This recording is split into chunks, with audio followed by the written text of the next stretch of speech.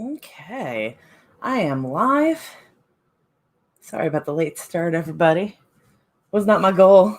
I don't know how this morning stretched out longer than it needed to. I don't know how I stretched things out an extra 4 minutes beyond what I needed to just like get myself ready for the show. But here we are. I am Chloe, and this is Rise and Right. We are going to start that first sprint real soon because, again, I messed up. But welcome. I am finishing up my Demon Romance today. The edit on it, I will still probably do a proofread on it if I can squeeze the time in, but that's where I'm at. I need to have it out on the 17th, so I feel like I can do both. I feel like if I do things right, I can do both. But I should be able to get that edit. I want to be able to get that edit done in this show. I think I've got like 20 pages left. I feel like I'm living a pipe dream with that. But that's my goal for this show, because I do have a busy day in front of me. I didn't work yesterday like I wanted to. I had the sick cat issues to deal with. Cat has gone to the vet. Cat has some terrible aggressive bacteria that he has medication for, that he is refusing to eat, of course. We decided to treat him to canned food in order to get him to eat it. And he's like, no, I hate canned food now. Cats. But he's going to be okay. So that's good. But obviously it was a lot of stress yesterday. And validly so when I got him to the vet because he was quite a sick kitty. Yeah. So, good morning, Courtney. So let's go ahead and get this first sprint going. We are doing the usual 10-minute to start and then 20-minute from there. So this is just our little warm-up sprint. I'll see you guys at 16 past. The timer is going. I just forgot to add it to screen.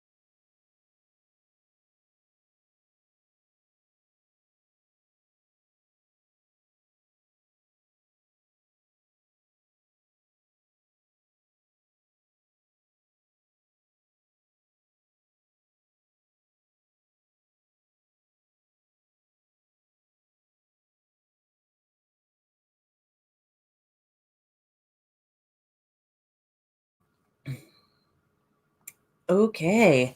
That was time. Good morning, Shadow.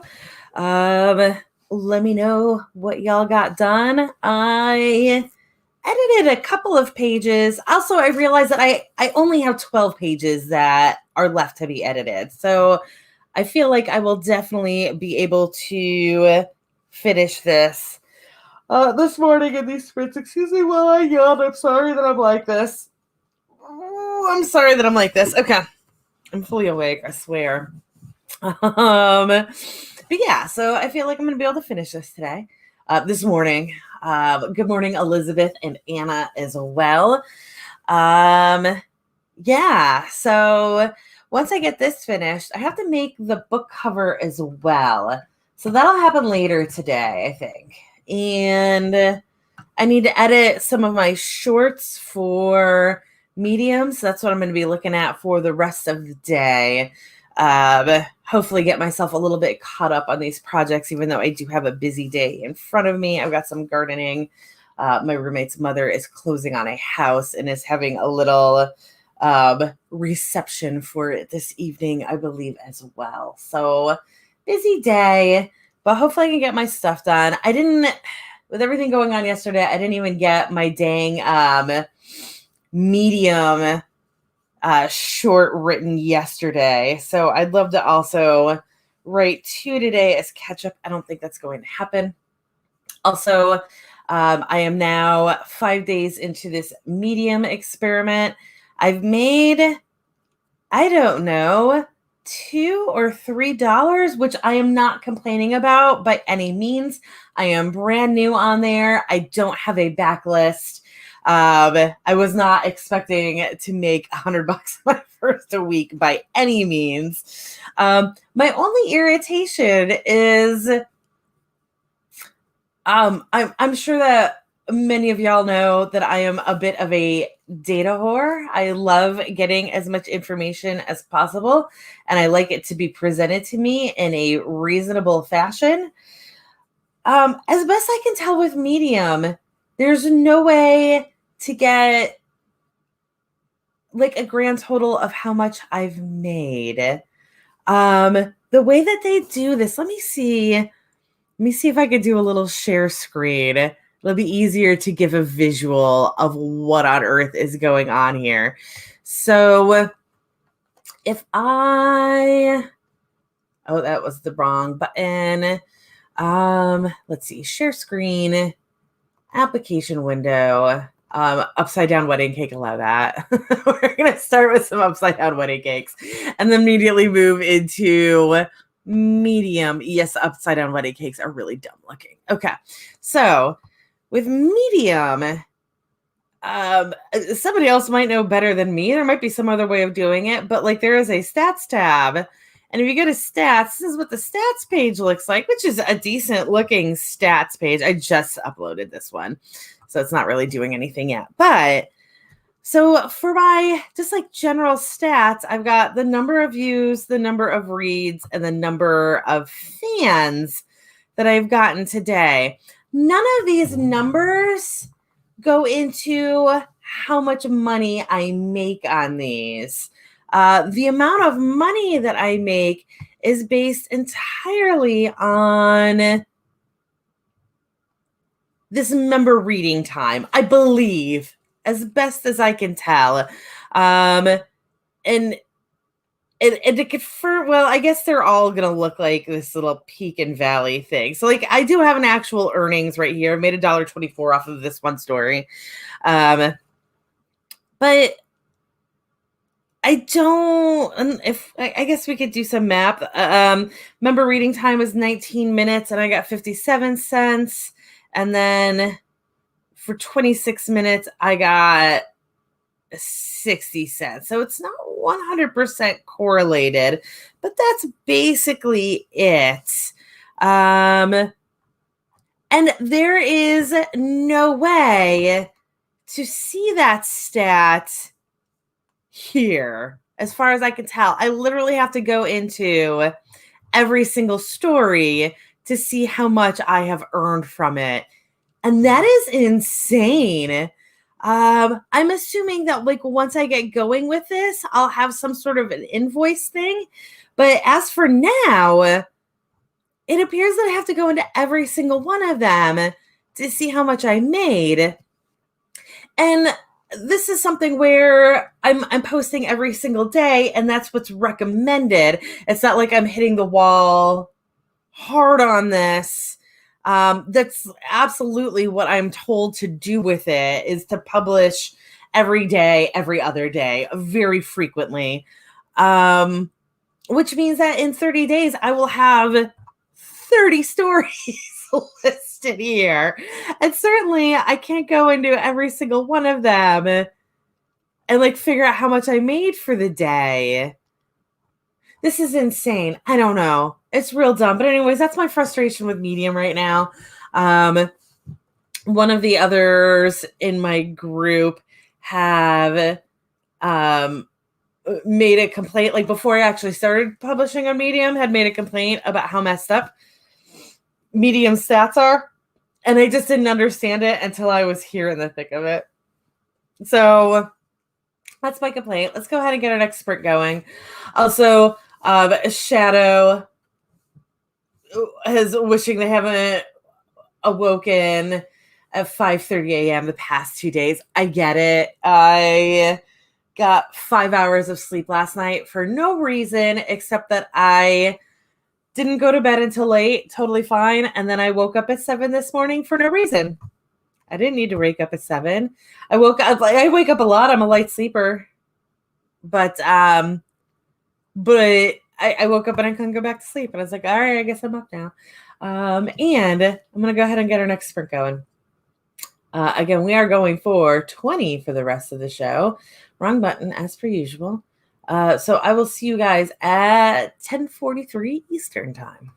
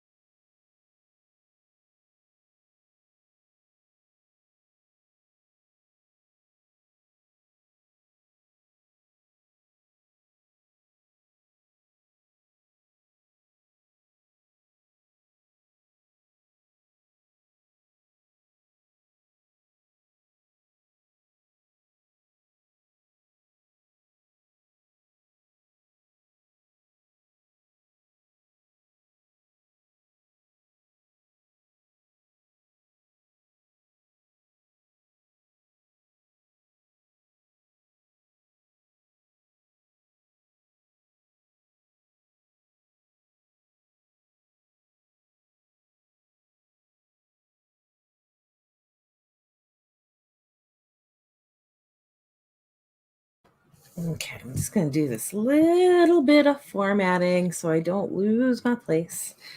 And we'll be back. This is my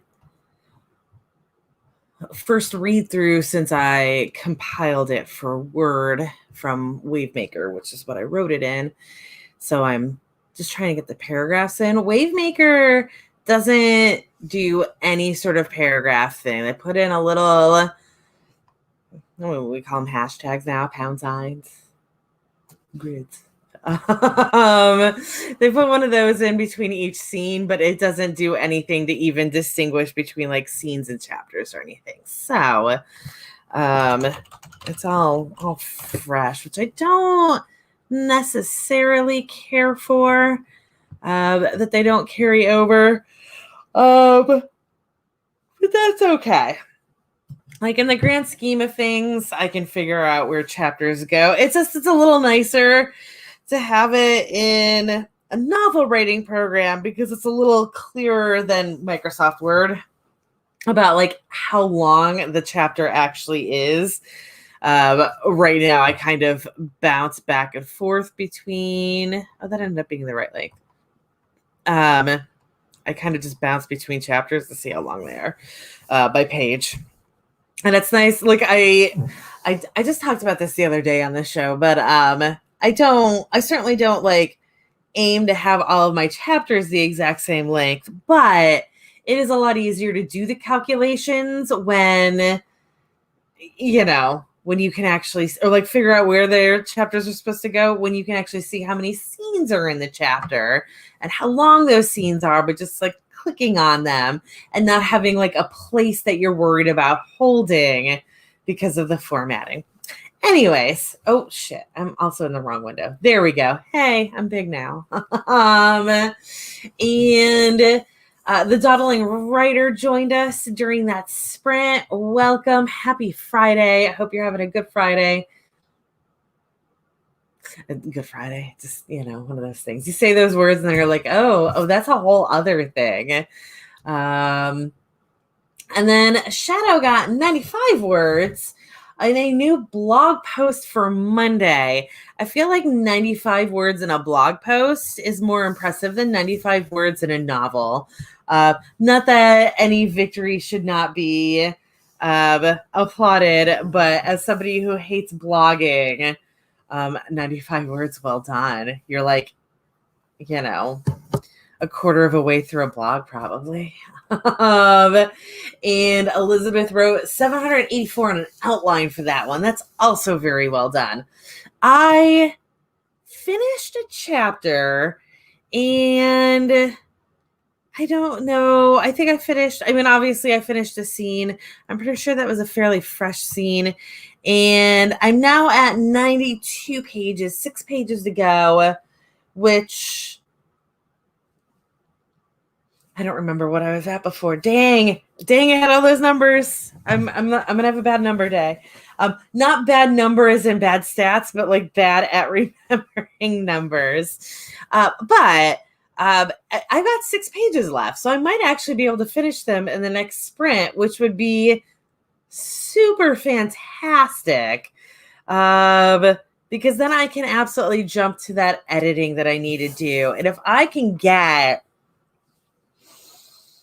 oh God, sorry, I'm also looking at that list of shit that I need to get done before I can send out a newsletter. I've got 1, 2, 3, 4, 5, 6, 7 things that need to get done before I send out a newsletter.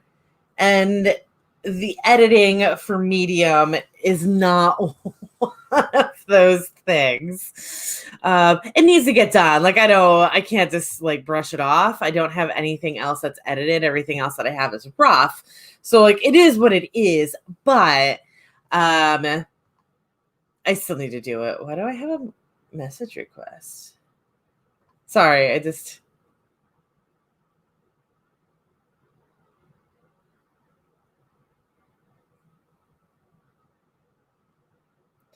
Oh, what a weird. I'm just going to read this message that I just got sent because it's very strange. I'm assuming that this came from one of the liberal groups that I'm in. There's nothing like actually like political in here. So I'm not preaching politics. I don't like to do that on my show, but hi, your profile shows NaNoWriMo. You all know what NaNoWriMo is. Can you please explain? I have a young Democrat who has ideas for youth registration and voting rights. He is passionate about elections. Does your organization allow such topics for writing? Please do not be mad at me. I am just a curious mom. Thanks. Which cool, but like, I wish that you had just looked very, very briefly at the organization.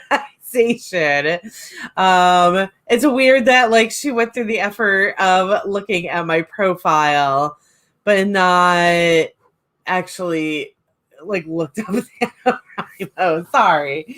Okay, that was weird. And Courtney has been rewriting an old writing and is learning and cringing so much. Do I remember correctly that Elizabeth, you were the one just a couple days ago who said that you were like rewriting an old thing and republishing it, and also going through that, because I know I talked about that a whole bunch the other day, and I feel like it was you who did that. Yes, Courtney, it was really random. I don't know. Also, like, I haven't really posted anything in those groups that would even like lead to that. I did post something today. Somebody was complaining about, I'm sorry, I'm going to go on this thing really quickly and then we'll do our next sprint. So I'm in I'm in a couple of liberal groups that are, that were started with the last election over, encouraging people here in Georgia to vote. Because of course we had that very critical, special election that we had to do. And somebody just posted, and they've kind of morphed into just like, political issue discussion. And somebody posted this thing about, I'm in Texas and Texas is not a monolith. And when you talk about Texas, you're talking about me. And like, you need to be aware that like, I'm not, like, not everybody in Texas is who you think that Texas is. Which, like, I don't necessarily hate when people say something like that, but I guess it's just like how thick your skin is. But again, I'm in Georgia, and I know that we had this like the blue wave that just happened here, but I've lived here for 13 years. And if 2 years ago, even now, I'm not going to lie, if you said to me, the people in Georgia are effed up, I'm going to 100% say yes. The people here in Georgia are effed up. I don't think that anybody believes that an entire state worth of people is a monolith. I feel like if anything, it's more like California and New York who get that, because certainly the like densest part of their populations are not monolithic, but politically very strongly leaning. But I don't think anybody thinks that Texas or any other, especially Texas, is a monolith. We all know about Austin, right? So even if we are, if we don't think so strongly about how in every single city you are going to have a different makeup of people in it, even if you do kind of have a monolithic thought to, you're not thinking about it with Texas, because we do know that there's Austin in Texas, and Austin is a very liberal area. So yeah, and even if you're going to come at me about Marjorie Taylor Greene, I have absolutely no control over that, because she's a representative. Where she was voted in had absolutely nothing to do with the rest of the state. Atlanta has absolutely no control over the shit show that is the rest of the state. If you're still going to like point an accusatory finger at me for being in Georgia and having Marjorie Taylor Greene as one of my representatives, we didn't get the choice on her, but she is one of our representatives. and that's the same, like, no matter what side you're on. Again, this is in no way um something going at conservatives. In fact, this is absolutely a liberal going at other liberals for anyways. Yeah, like nobody is a monolith, but also I feel like if somebody is saying your area is messed up for being like the other side of what you are, it's it's not, yeah. I don't know. It was just a weird. Oops, sorry, I'm hitting my keyboard in excitement over this. Um, So, anyways, really quickly going over comments and then we'll do the next sprint. Sorry, I dragged this out, but like I feel strongly about this. Yeah, Kentucky, I'm absolutely going to blame all y'all for Mitch McConnell. Sorry, I know that you're not all the same, but so Dawdling Writer made tea and is in the process of pulling up all of the bajillion documents and tabs she wants to work with.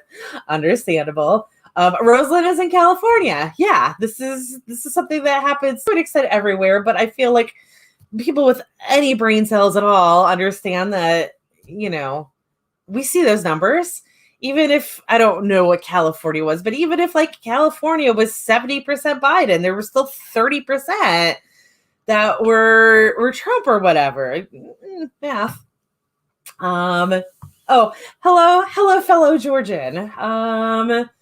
And yeah, like this Georgia is a disaster. The only reason that we had this blue wave was because they couldn't do as much voter suppression as they do usually. Sorry, absentee ballots meant that you couldn't mess up how the machines were distributed and give Atlanta all of the busted machines and not enough of them. Sorry. So I don't. It wasn't necessary, and most people were like, "I'm so sorry, you're stuck in this," but like, no, it is what it is. Okay, let's go ahead and write. Sorry, I went off on that whole great big tangent. Um, yeah, it was a weird time to jump into. Yeah. Again, I don't like talking politics on my show at all, but it was a weird. I don't know even if you heard the part that connected to the rest of it, but it was a comment I got about NaNoWriMo and if it was a place to talk about politics. Strange. Okay. Sprint. Absolutely, we must sprint. We are going to go for 20 minutes this time. Every time, right? I don't know why I always say that, but here we are. It is 10:56. We're just a little bit behind schedule. We'll finish the sprint at 10:16. Good luck. Excuse me, 11:16. Good luck, everybody.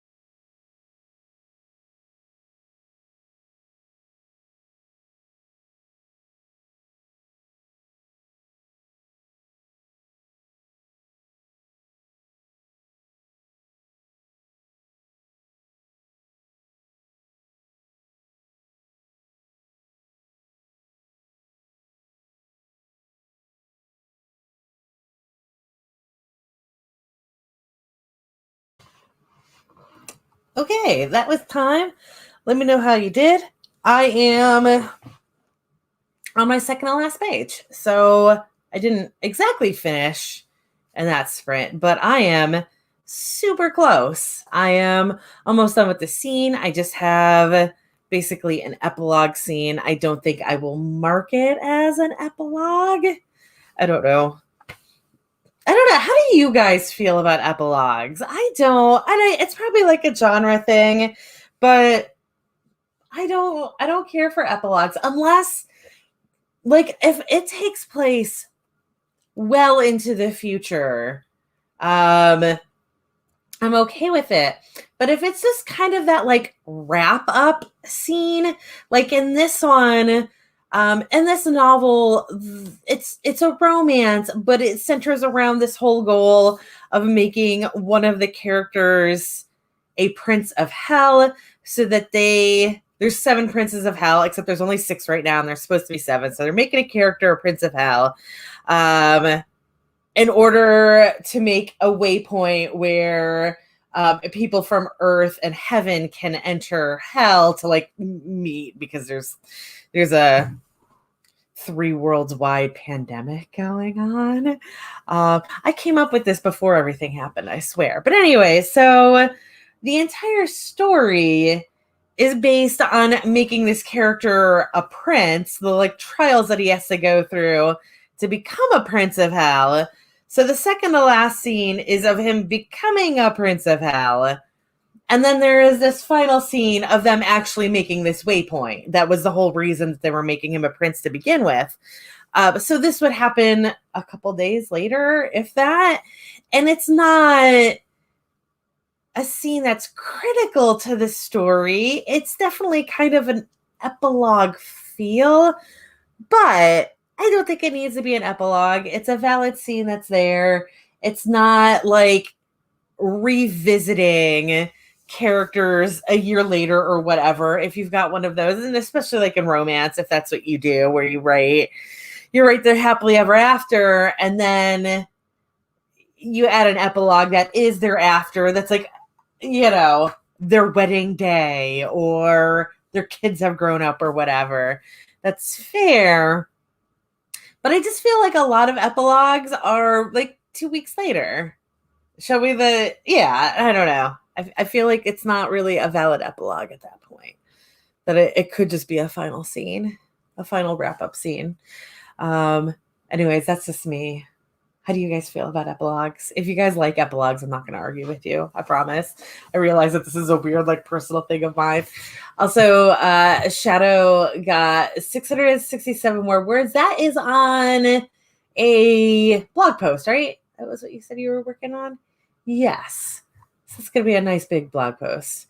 Just write it without a heading.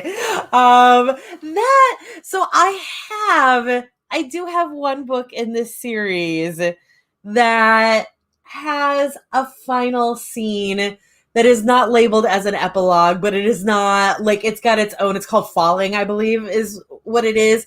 But so again, these are romances. So that book is about Hazel and Metal, and the next book is about Verity and Abe. And the final scene of Hazel and Metal is Verity being felled. She's an angel, so in the next book she's a fallen angel.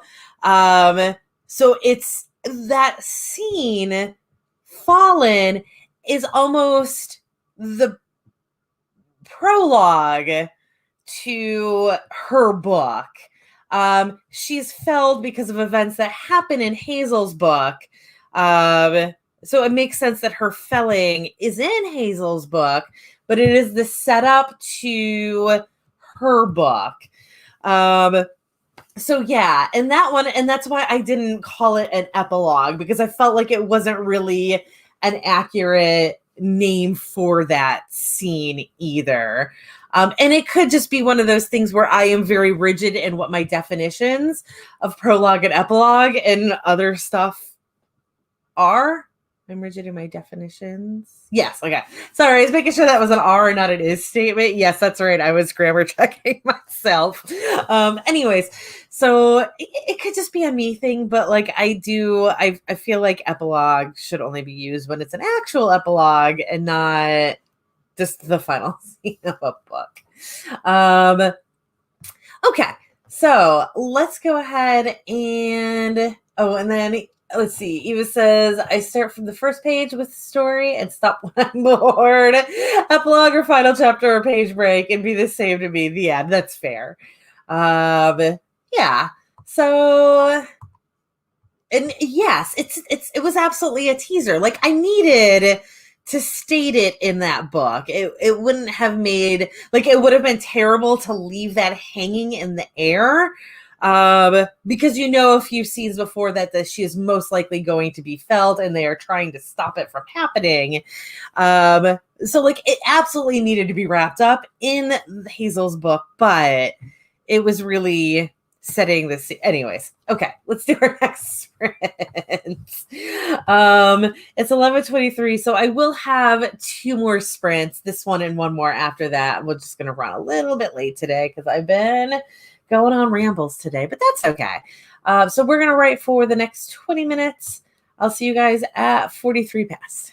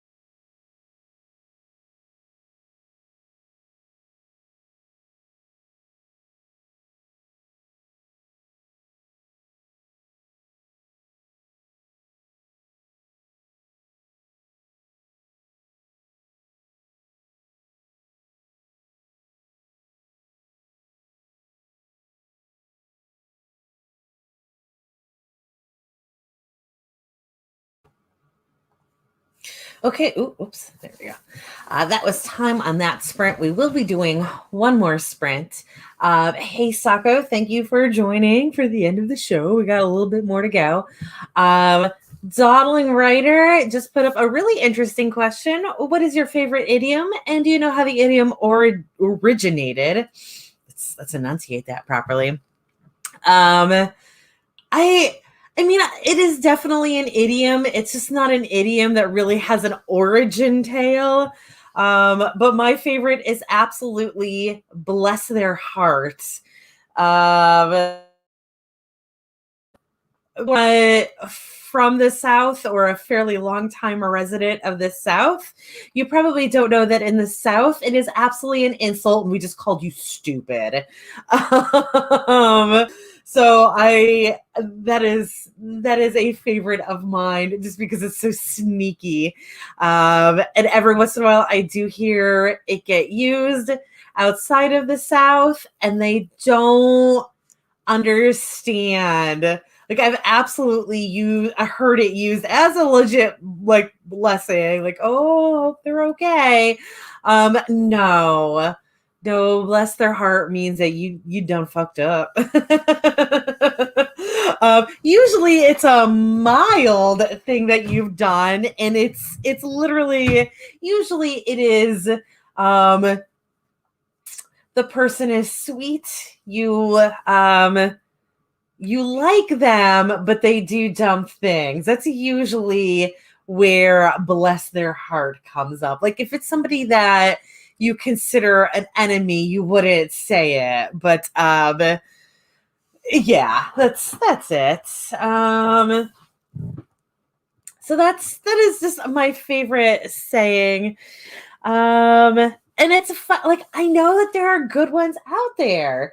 I know, you know what the problem is that this is ridiculous. But for me, the problem is that because I write paranormal, because I write speculative fiction, my characters are in different worlds, so I'm constantly rewriting idioms or rephrasing idioms. So, like, when I try to think of idioms, I always think of the ones that my characters use that are incorrect. So, like, again, in this demon romance, which I finished the edit on it, yay. But one of my characters, his favorite thing to say, his, like, curse, his form of damn it, is hell's handbaskets. Which of course is, you know, a redux of going to hell in a handbasket. So I just, like, when I try to think of idioms, I think of things that are not idioms, not in the classical sense of them. But again, bless their little hearts, as Dawdling Writer has pointed out, that also little gets thrown in there a lot. Also, in the South, you get real crazy stuff. If you're not from this area, you probably have never heard this, or at least I, as somebody who lived everywhere along the East Coast, but slowly made my way down south, I always called them sun showers, and that is when it is raining, but the sun is out, because of the way that the clouds are. It's just a little pop-up rain shower, but the sun is there, cloud there, sun there, so it's still sun on you. I've always called it a sun shower, and then I moved here, and my roommate, who's a native Georgian, referred to it as the devil beating his wife. And I was like, what the ever living shit did you just say to me? The devil beating his wife. It's a sun shower. Oh my God, why? It's a sun shower. Or it's just a rain. It's just raining. I don't know.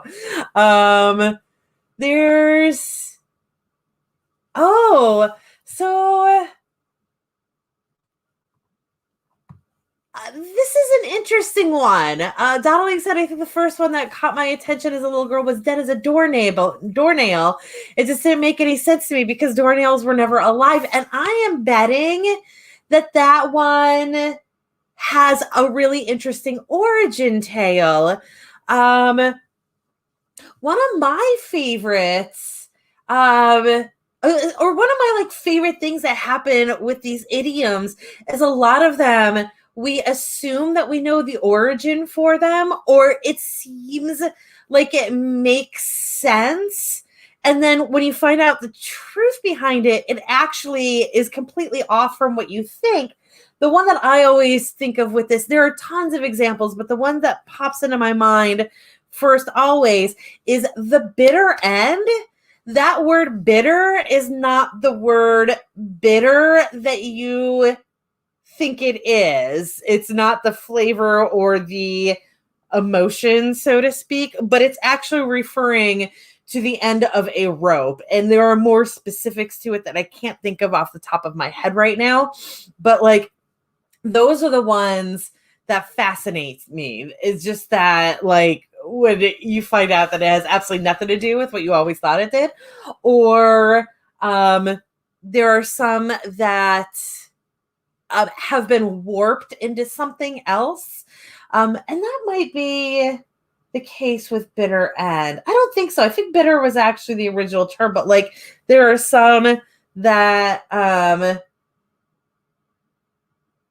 that it's they like change the words in them so that like it makes more sense in our brains, but is actually not the origin of them. Like there are all kinds of ones that are using the Lord's name in vain, where they have changed the word, like gobsmacked, that was originally God. And then goodbye is God be with you. Just there's all kinds of. I'm sorry. I go off on stuff like this as well. I also enjoy it. Um, so let's go ahead and do our last sprint. So you were protected from sunshine, or protected from devil beating his wife. Um, yeah, I feel like even as a, I don't know, I feel like I might have actually accepted it better if I had always known the term than hearing it for the first time when I was like 30 years old. That is not even a little bit okay. What just happened? Okay. Let's go ahead and do this final sprint. It is 11:51 here in Atlanta, so we are going to be going until 12:11, and that will be the end of the show. But stick around, get this last sprint in, and then be on your way. I'll see you guys in 20 minutes.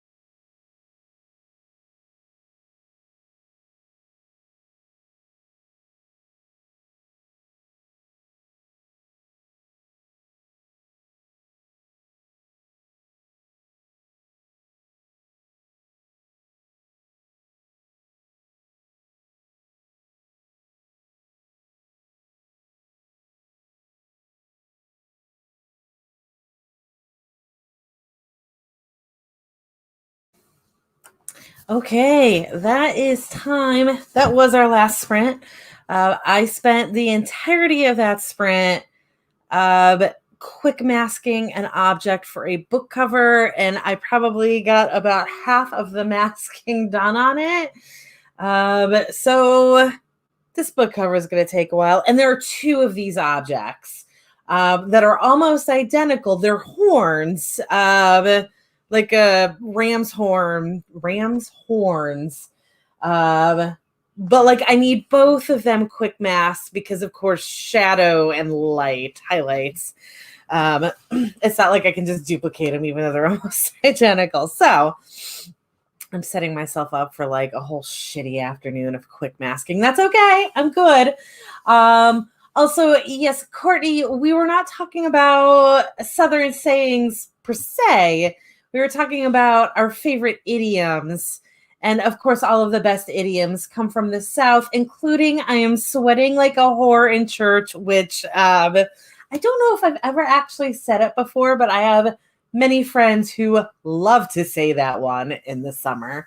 And then Justiva, your comment about calling deviled eggs doubled eggs. I like this on the grounds that a deviled egg is very much like a twice baked potato, where you cook it and then you scrape out its guts and you prepare its guts and you dump the guts back in and then you bake it again. But since it's not being baked, it's just having this prep done twice. It is assembled twice. I feel like doubled eggs is absolutely a fair way to say that.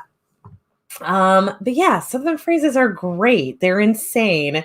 I feel like there must have just been a time in the South where they were like, how can we say things the most ridiculous way possible? Yes, we're doing all of that. But so that is the show for today. Like I said, I finished up that edit I was doing, and Shadow is almost done with a blog post. Well done.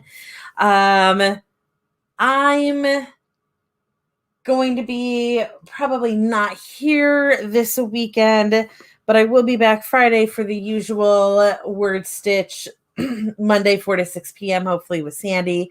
And next week on Tuesday, so that is Tuesday the 9th, will be the next Bob Ross off.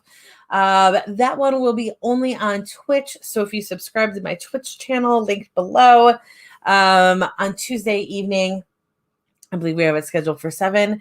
You could watch me we have it scheduled 8. You could watch me and my buddy Lily paint a Bob Ross painting. Good time, very relaxing, really weird to watch as it happens. And watching like randos attempt to do it. They always come out well, and I feel like we're always completely shocked when they come out well. So you can join the adventure on Tuesday. You guys have a great day and a great weekend, and I will see you next week.